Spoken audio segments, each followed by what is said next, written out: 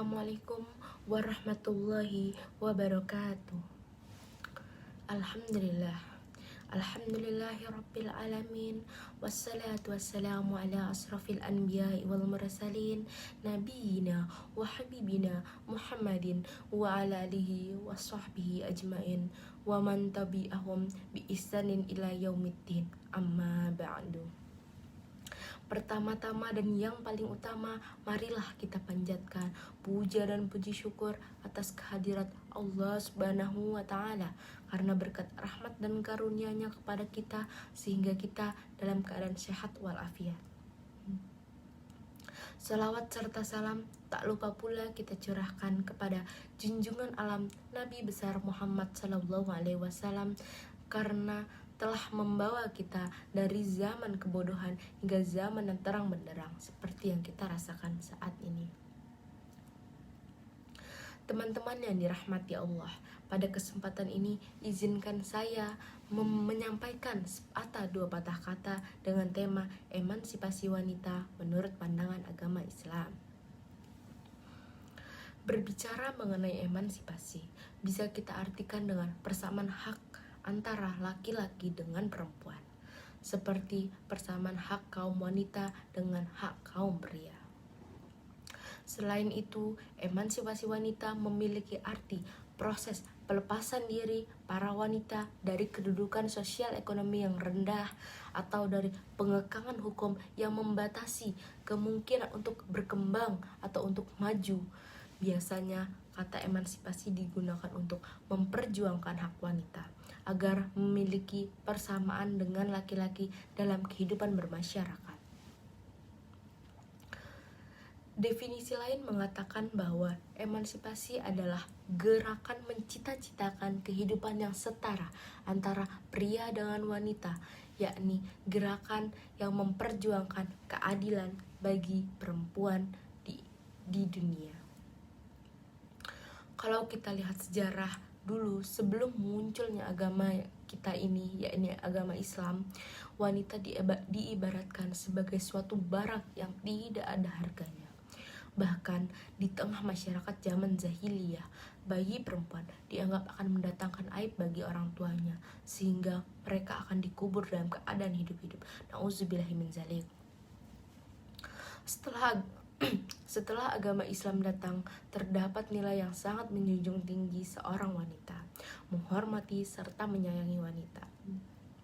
Hal tersebut sesuai dengan hadis Rasul yang berbunyi, A'udzubillahi minasyaitonirrajim, Bismillahirrahmanirrahim. Ad-dunya mata'u wa khairu mataidun ya mar'atus sholihat, yang mana artinya adalah dunia adalah perhiasan dan sebaik-baiknya perhiasan dunia adalah wanita yang solehah. Hadis riwayat Muslim dari Abdullah bin Amr.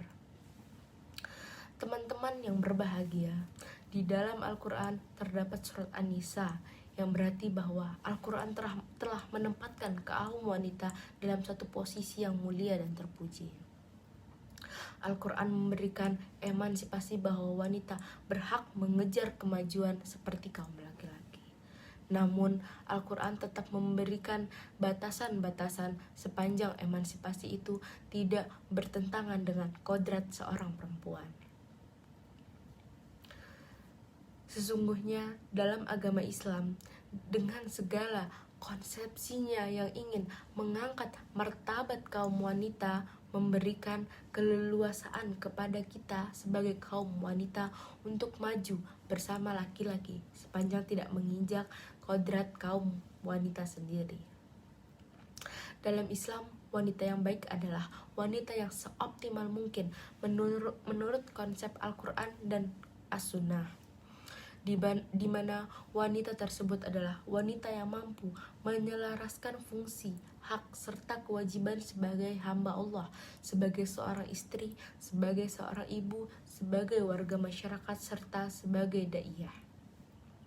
Wanita memiliki 3 hak menurut pandangan Islam, antara lain yang pertama, hak wanita dalam bidang politik.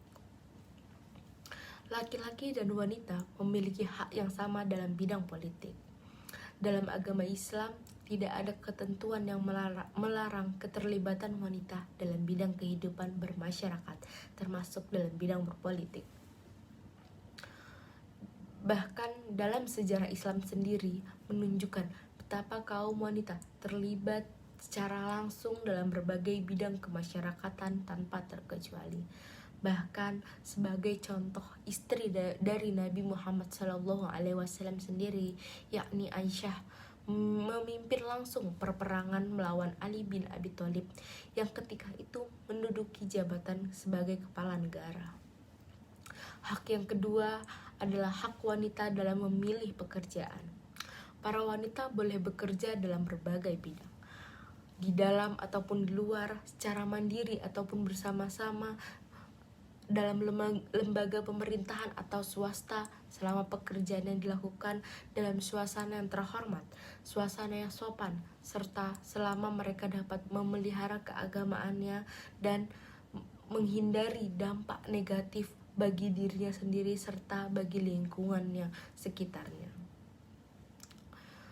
Dengan ilmu dan keterampilan yang dimiliki oleh seorang wanita, mereka mempunyai hak untuk bekerja dan menduduki jabatan yang tinggi. Hanya ada beberapa ulama yang menganggap bahwa wanita tidak dapat menduduki jabatan kepala negara ataupun sebagai seorang hakim. Yang ketiga adalah hak dan kewajiban wanita untuk belajar. Laki-laki dan perempuan diperintah untuk menimba ilmu sebanyak mungkin. Dalam hal ini, Syekh Muhammad Abdul menulis, kalaulah kewajiban wanita mempelajari hukum-hukum agama kelihatannya amat sangat terbatas, maka sesungguhnya kewajiban mereka untuk mempelajari hal-hal yang berkaitan dengan rumah tangga, pendidikan anak, dan sebagainya yang merupakan persoalan-persoalan duniawi dan yang berbeda sesuai dengan perbedaan waktu, tempat, dan kondisi, jauh lebih banyak daripada soal agama. Allah Subhanahu wa Ta'ala berfirman dalam surat Al-Hujurat ayat 13 yang berbunyi, A'udzubillahi minasyaitonirrajim. Bismillahirrahmanirrahim. Ya ayyuhan nasu inna khalaqnakum min zakari wa unsha wa ja'alnakum syu'uban wa saqaila lita'arafu inna akramakum indallahi atqakum innallaha alimun khabir. Artinya, wahai manusia, sungguh kami telah menciptakan kamu dari seorang laki-laki dan seorang perempuan. Kemudian kami jadikan kamu berbangsa-bangsa dan bersuku-suku agar kamu saling mengenal. Sesungguhnya yang paling mulia di antara kamu di sisi Allah ialah orang yang paling bertakwa. Sungguh Allah Maha mengetahui, Maha teliti. Surat Al-Hujurat ayat 13. Dari surat tersebut, Islam menjelaskan bahwa kedudukan wanita dengan laki-laki adalah sama. Yang membedakan adalah iman dan ketakwaan. Sungguh, Islam menempatkan wanita di tempat yang sesuai pada 3 bidang. Yang pertama, dalam bidang kemanusiaan. Agama Islam menganggap hak dalam bidang kemanusiaan ini antara perempuan dengan laki-laki adalah setara. Yang kedua adalah dalam bidang sosial. Terbuka lebar bagi kaum wanita di segala jenjang pendidikan, di antara mereka menempati jabatan-jabatan penting dan terhormat dalam masyarakat, sesuai dengan tingkatan usia masa kanak-kanak sampai usia lanjut. Bahkan semakin bertambahnya usia, semakin bertambah pula hak-hak wanita.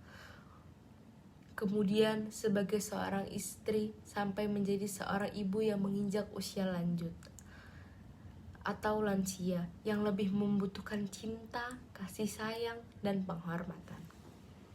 Yang ketiga, dalam bidang hukum, Islam memberikan pada wanita hak memiliki harta dan kesempurnaan dalam mempergunakannya tatkala sudah mencapai usia dewasa dan tidak ada seorang pun yang berkuasa atasnya, baik itu ayahnya, suaminya, ataupun keluarga yang lainnya.